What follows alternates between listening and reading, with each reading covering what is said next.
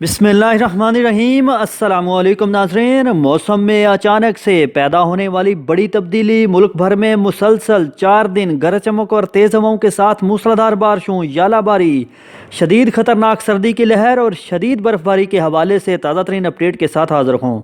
मौसम की हर अपडेट से बाखबर रहने के लिए बराए मेहरबानी वेदर लवर्स चैनल को सब्सक्राइब और वीडियो को लाइक ज़रूर कर दें। बहुत शुक्रिया।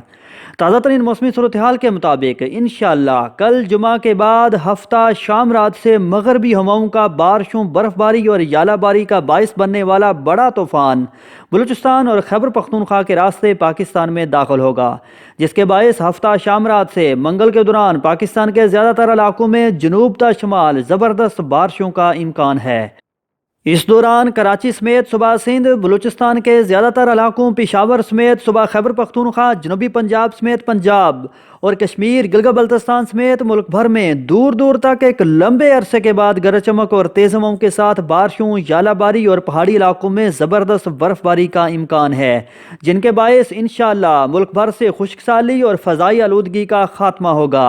बारिशों और बर्फबारी के साथ ही शदीद खतरनाक सर्दी की दूसरी लहर मुल्क भर में कराची तक कश्मीर दाखिल हो जाएगी।